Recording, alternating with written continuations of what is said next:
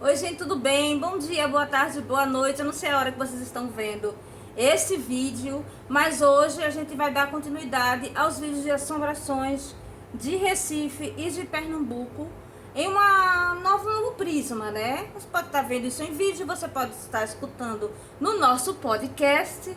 E aí tudo bem, porque você vai ter acesso ao conhecimento da forma que você achar melhor, da forma que você gostar mais, né?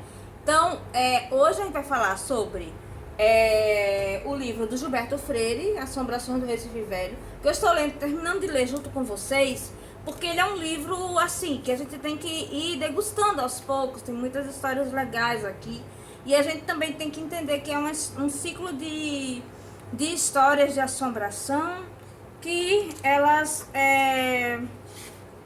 foi assim, digamos que é uma forma que ainda era incomum na época em que ele escreveu, de falar sobre as assombrações, embora ele tenha citado em várias obras dele, como por exemplo no livro Nordeste, como na própria Sobrados e Mucambos, Casa Grande e Senzala, ele falou bastante sobre as assombrações de Recife e Pernambuco como fazendo parte da cultura pernambucana, né? As assombrações elas estariam aí de uma forma mais como um exemplo de uma divulgação cultural, digamos assim. Aqui no Assombrações do Recife Velho, ele fez realmente uma compilação das assombrações. Isso é bem interessante, porque você pensa assim, é um livro onde fala sobre as assombrações não só do Recife, mas também de outras coisas, né? Por exemplo, a gente acabou o ciclo das assombrações e agora a gente vai entrar no ciclo das casas assombradas.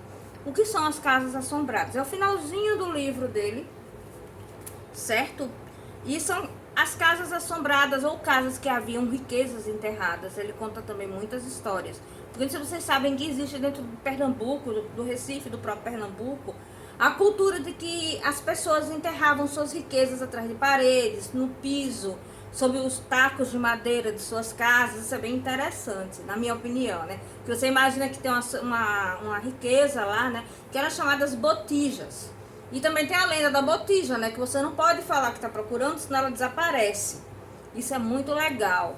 E eu vou ler algumas, eu vou falar primeiro, vamos contar, né? E depois eu vou ler um pouco sobre o que ele falou das assombrações, né? Eu separei alguns casos aqui que eu vou contar uma parte deles, né? Então agora a gente vai começar com as assombrações de casas mal assombradas. E vamos falar sobre a casa o Sobrado da Estrela, né? Dizem que ela foi uma das casas mais mal assombradas do Recife.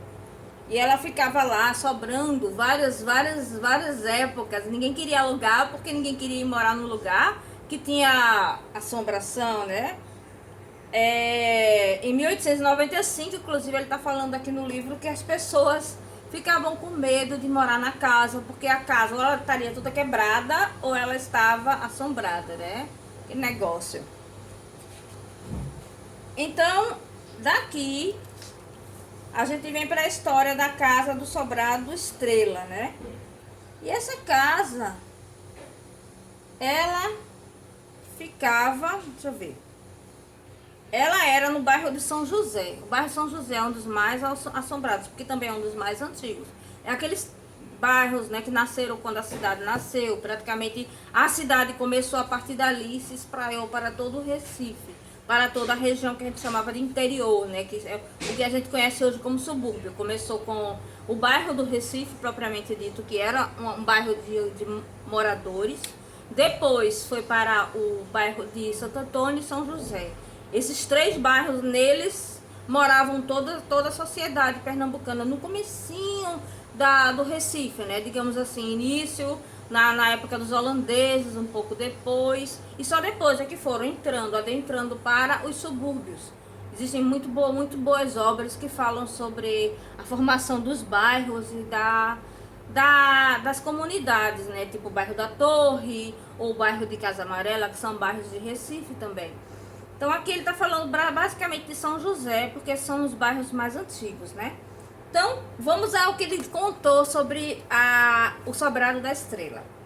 O Sobrado chamado da Estrela foi uma dessas casas por algum tempo misteriosas e incríveis. E terríveis também.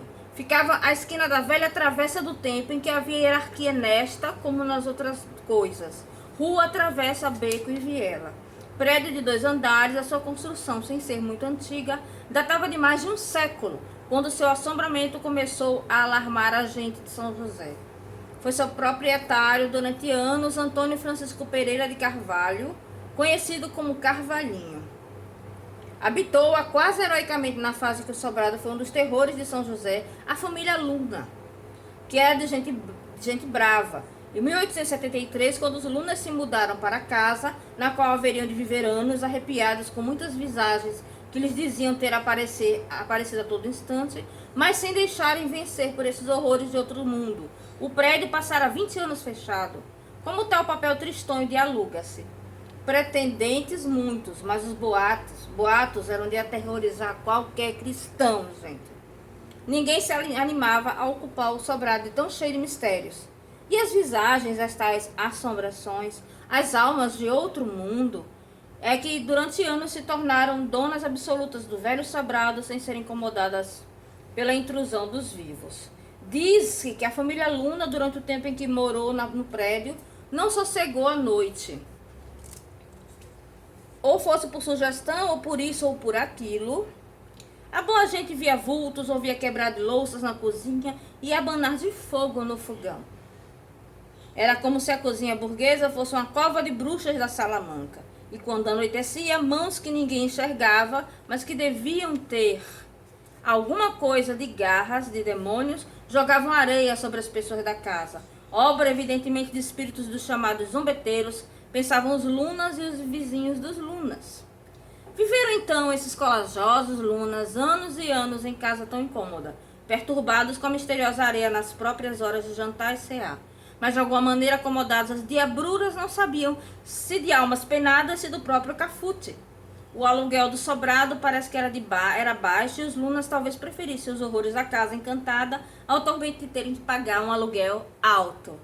Das almas penadas do sobrado da Estrela chegou a pensar um recifense velho que fossem almas de estudantes da velha república, alma de boêmios ou gaiatos que por muito terem se mostrado nus das varandas a mocinhas pobres da vizinhança, escandalizando as coitadas das criaturas de Deus com sua nudez obscena, e por muito terem furtado frutas ou doces de tabuleiros de baianas velhas, ou por muito terem judiado com moleques ou molecas inermes, para quem doutores eram quase deuses de casaca e cartola.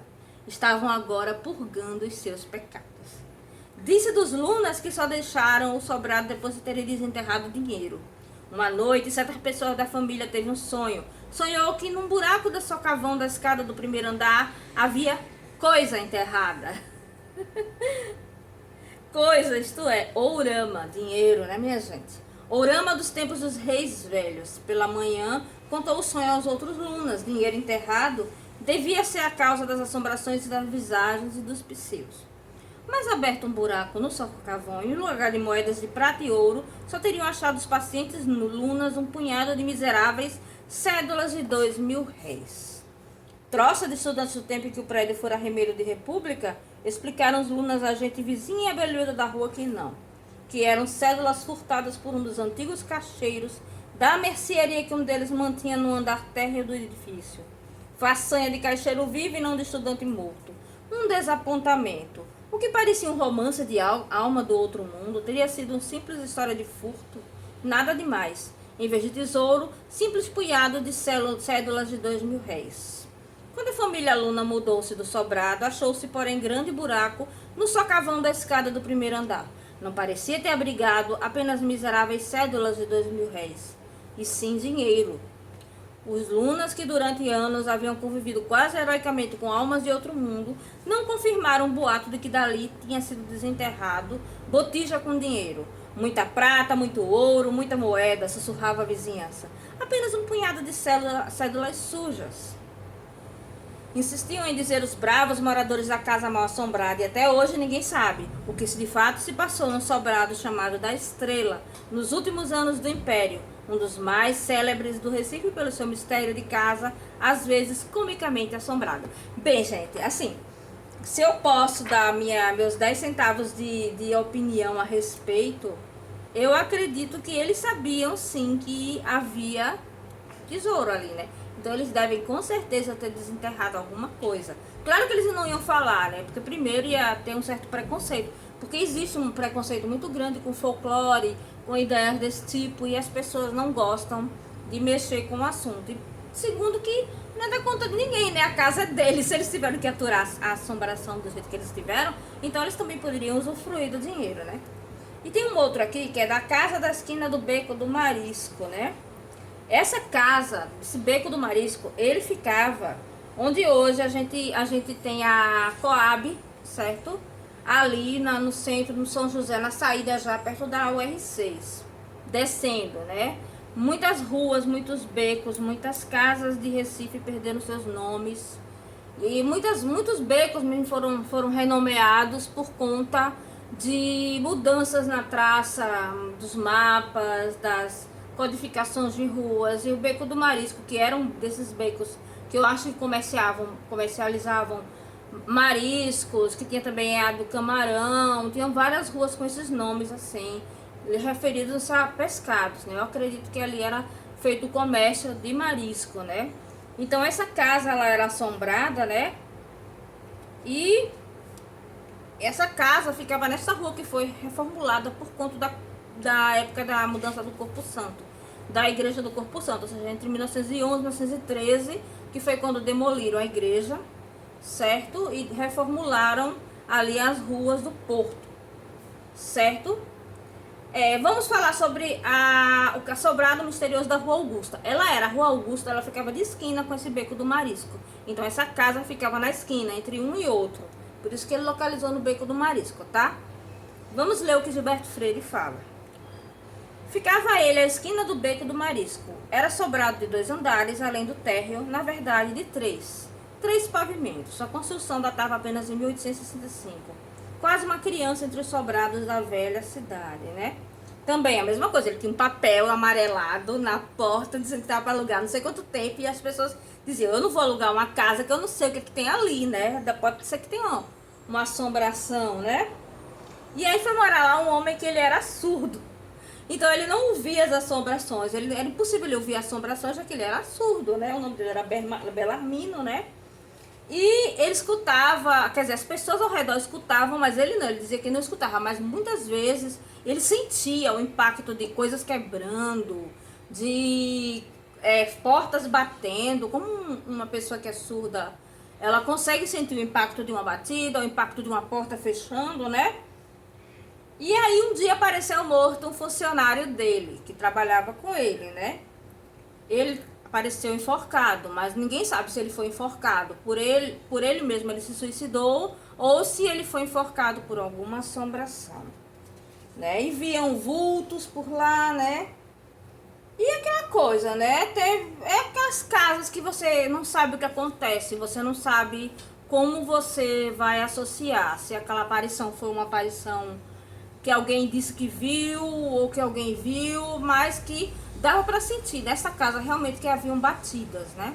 Então essas aí foram as 2 histórias sobre as assombrações, né, que eu trouxe para vocês.